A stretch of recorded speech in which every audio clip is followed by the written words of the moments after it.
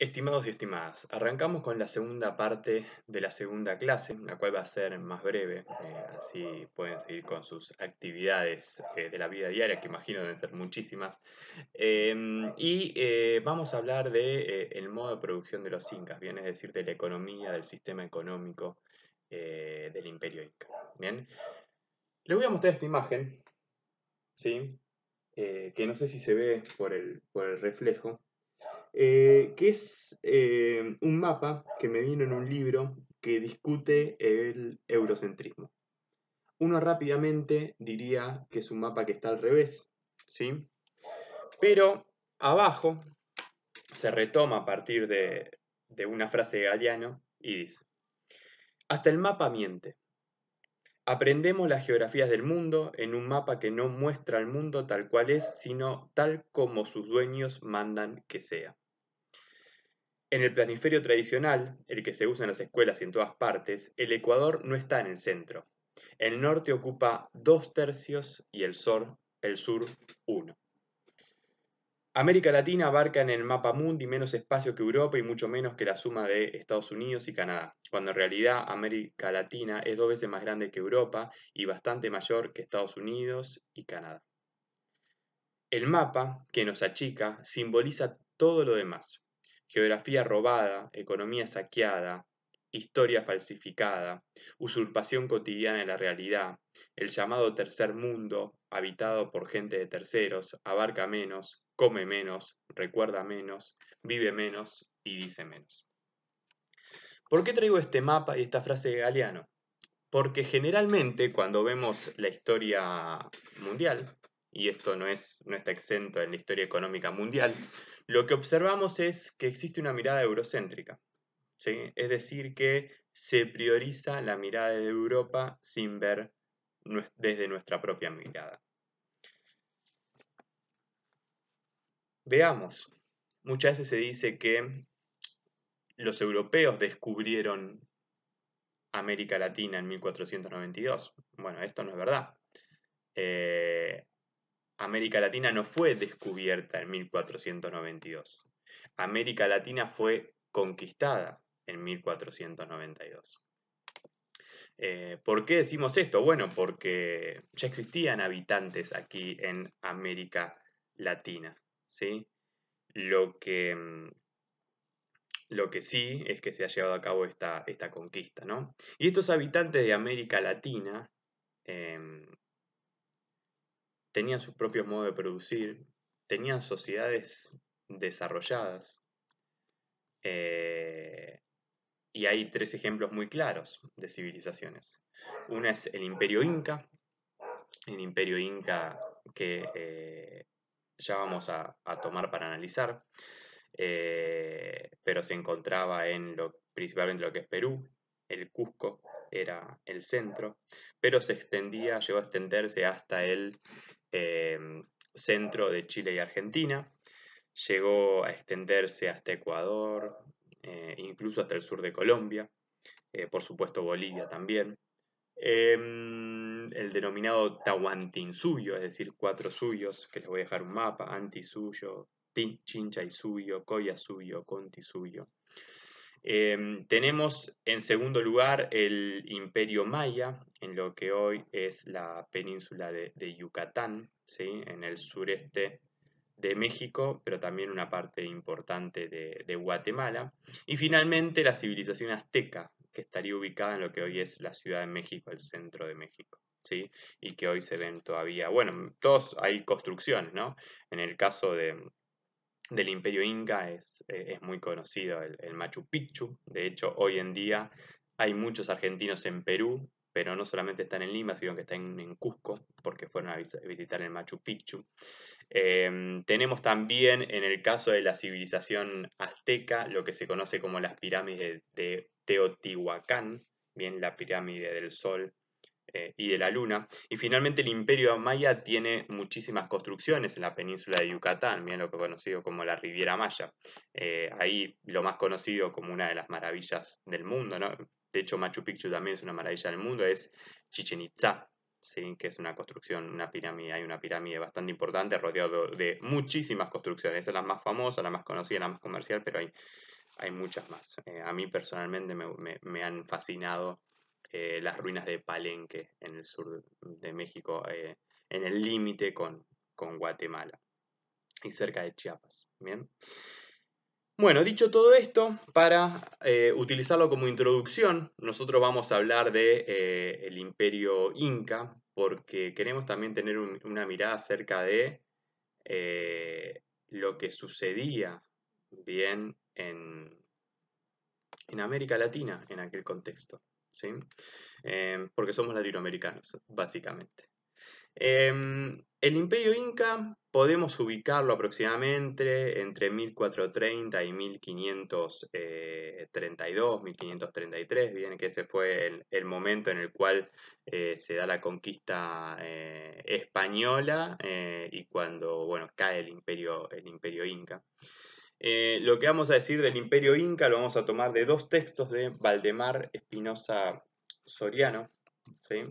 Son dos textos, él ha sido un estudioso del Imperio Inca.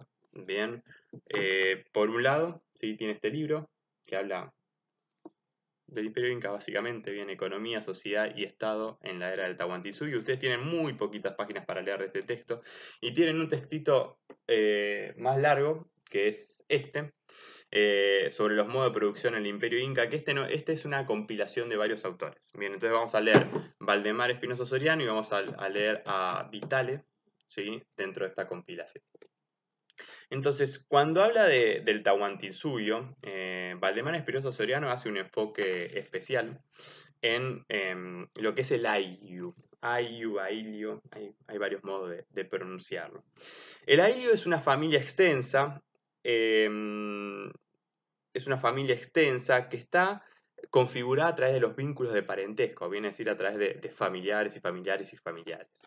Dice Valdemar Espinosa Soriano que aproximadamente cada Ayllu tenía entre 60 y 200 personas. Como no estaba tan desarrollada la técnica como está en la actualidad, era muy importante bien, el trabajo y la cooperación entre las personas. Estaba prohibida la endogamia, es decir, la relación entre parentescos directos, ¿sí? Pero también estaba prohibida la exogamia, es decir, formar parejas con personas de otros ayllus. Lo que podemos ver aquí es la importancia del trabajo colectivo. Había tres tipos de propiedad, por un lado la propiedad individual, por otro lado la propiedad comunitaria y por otro lado la propiedad del Estado durante el Imperio Inca, que eso ya lo vamos a señalar a continuación. Y lo que se observa es que había una gran redistribución entre todos los ayllus del Imperio Inca, ¿sí? O sea, pensemos en ayllus como, si se quiere, pequeñas aldeas distribuidas por todo el Imperio Inca, ¿no? Nos explica Valdemar Espinosa Soriano que a partir de que había un escaso desarrollo de la técnica, había tres tipos de trabajo colectivo. Bien, el primer trabajo colectivo era el AINI. El AINI significa el hoy por ti, mañana por mí. Es un vínculo de reciprocidad andina, ¿sí? Y es una especie de vínculo solidario. ¿Sí? Aunque también algunos autores dicen, bueno, en verdad ayudabas porque en el futuro te iban a ayudar a vos. ¿Sí? Es lo que hoy llamaríamos una gauchada, si se quiere. Un segundo tipo de trabajo colectivo es la denominada minga. La minga es un trabajo colectivo entre varias personas del AIU, de la comunidad, pero ya no es en beneficio de una persona, sino que es en beneficio de toda la comunidad. ¿Bien? Construir un puente, mejorar un camino, ¿sí? Si unos chicos quedaban huérfanos, entre todo el AIU los cuidaban y lo protegían, ¿sí? Ese sería el segundo vínculo, el segundo tipo de trabajo colectivo. Y el último es la mita. En el trabajo colectivo de la mita, ya el beneficio no es para el AIU, sino que es para el Imperio Inca. Es un trabajo ya obligatorio, en el cual el imperio te obliga a hacerlo. De este modo se construyeron los grandes caminos que tenía el Imperio Inca, tenía una red de caminos igual de efectiva y eficiente que el Imperio Romano, solo que menos conocida. De hecho, si uno desde Cusco quiere ir a Machu Picchu a pie, lo puede hacer por supuesto con un guía, y se paga además muy caro, puede hacer el camino del Inca. Estos grandes caminos se hacían a través de la Mita y las grandes construcciones, como por ejemplo Machu Picchu. Uno pensaría que hacer un trabajo obligatorio era algo negativo, pero en aquel contexto los alimentaban muy bien cuando trabajaban e incluso les permitían consumir la hoja de coca, ¿no? Hoy uno, si visitó Bolivia, Perú, sabe que la hoja de coca se consume habitualmente en la población, pero en aquel momento era la hoja sagrada de los incas, bien, y solamente podían tener acceso a él la casta superior, bien, el dios, el rey inca, etc. La pregunta es, ¿de qué modo se organizaban para producir? Bien, ¿cómo era el modo de producción de los incas? Esto es lo que abordan todos los artículos que trabajan los diferentes autores en este libro de Valdemar Espinosa Soriano.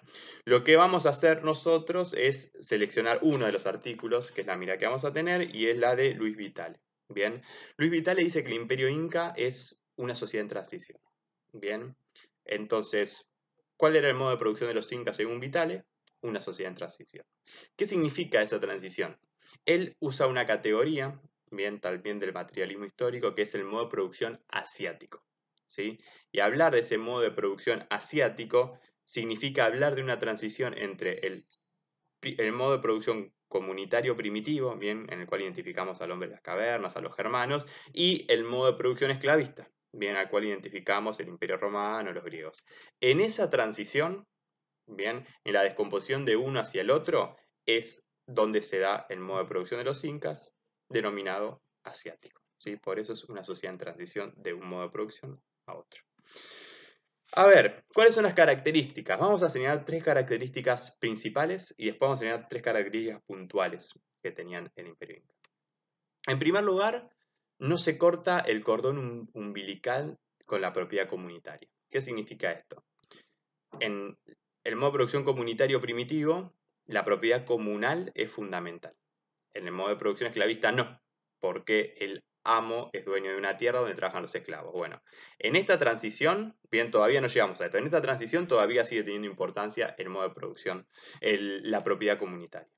En segundo lugar, comienza a cobrar relevancia lentamente la propiedad individual, pero también la propiedad del Estado, ¿sí? Y esto comienza a generar castas, ¿sí? Las castas son parecidas, pero diferentes a las clases sociales. ¿Por qué? Dentro de nuestras sociedades, uno puede nacer en una clase social y pasar a otra clase social, ¿no? Hacia arriba o hacia abajo. Es discutible también, pero supongamos que se puede, no hay ningún impedimento. En cambio, cuando hablamos de una casta, el pasaje de una casta a otra está prohibido. Si uno nace en una casta, se va a relacionar con esa casta, se va a casar con esa casta, va a trabajar y convivir con esa casta. Bien, aquí las castas podríamos señalar que eran 2, básicamente, las mayorías, bien, los pueblos indígenas en general, y la casta gobernante, que incluso el Inca era visto como un rey dios. Bien.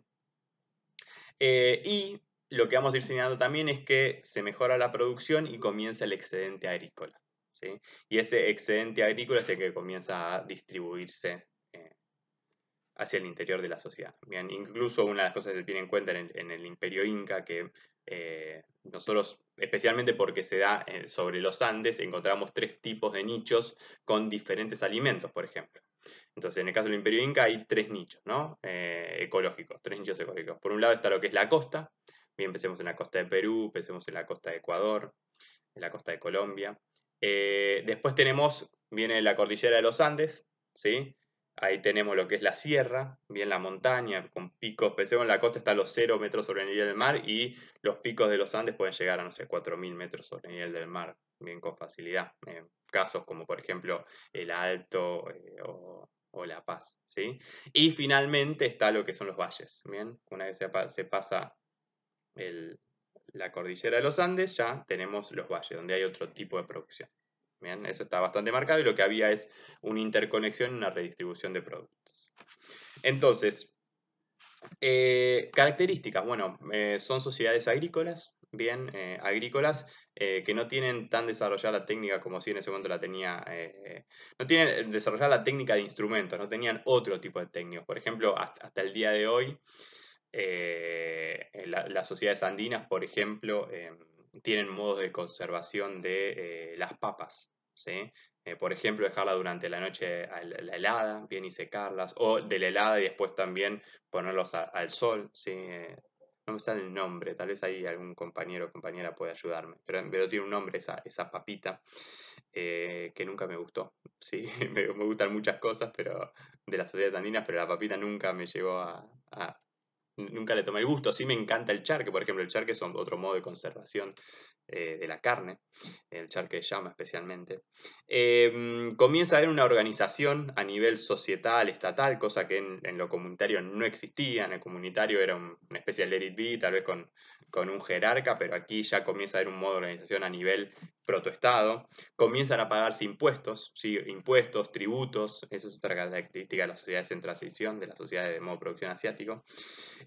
Comienzan los trabajos obligatorios, como ya mencionamos que era el caso de la MITA. Comienza esta organización del Estado, ¿sí? Hay un Estado embrionario, no un Estado como ahora que te cobra con la FIP o no sé, te paga una jubilación con la CES, pero sí comienza una organización estatal. El rey era considerado un rey dios, era considerado descendiente de una deidad, y comienzan esta construcción de castas, ¿no? Digo, de las sociedades están totalmente diferenciadas. Entre las castas y entre el pago de tributos, bien, pensemos también que había un sector de la sociedad que era como otra casta, así como está el gobernante, la casta eh, espiritual, sacerdotal, había otra casta que era la casta guerrera que hacía la guerra hacia afuera. Bien, comienzan a pagarse tributos para sustentar todo ese estado que se iba construyendo, y además hay trabajos obligatorios, ¿no? Entonces lo que uno comienza a ver es que se rompe la estructura igualitaria del modo de producción comunitario primitivo. Entonces, ¿qué es lo que dice Luis Vitale en este libro de Valdemar? Luis Vitale dice que no era una sociedad esclavista porque no existían esclavos, bien, no había amo y esclavo, digo, no había pérdida de libertad individual, un indígena no era propiedad de otro indígena, entonces no era una sociedad esclavista. En segundo ciudad tampoco era una sociedad feudal donde había un señor feudal que era el dueño de la tierra y otro siervo trabajando adentro, digo, no era eso. Tampoco era ni socialismo ni comunismo, donde el Estado es dueño de todos los medios de producción. Por supuesto, tampoco era capitalismo, porque no abundaba la propiedad privada. Entonces, por eso es que Luis Vitale habla de una sociedad en transición, es decir, en los términos del materialismo histórico, la sociedad, un modo de producción asiático. Bien. Entonces, estimados y estimadas, terminamos la segunda parte de nuestra clase, más breve como se los prometí. Les voy a dejar también una actividad. Es una actividad muy simple. Vamos a ver si puedo hacer un múltiple choice en el cual puedan ir respondiendo. Por supuesto que pueden hacer trampa y pueden pedirle a un compañero que lo haya hecho y que les pase las respuestas correctas, lo cual me parece una estupidez no propia de estudiantes terciarios, bien, de high education, bien, pero si quieren lo pueden hacer.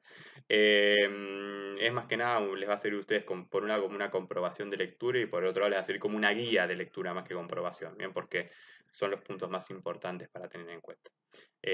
Bueno, espero que sea ameno. Vieron, hoy me puse la camisa para estar más formal y para cerrar la clase también decirles desde aquí que me sumo al recuerdo de Memoria, Verdad y Justicia por los 30.000 detenidos desaparecidos.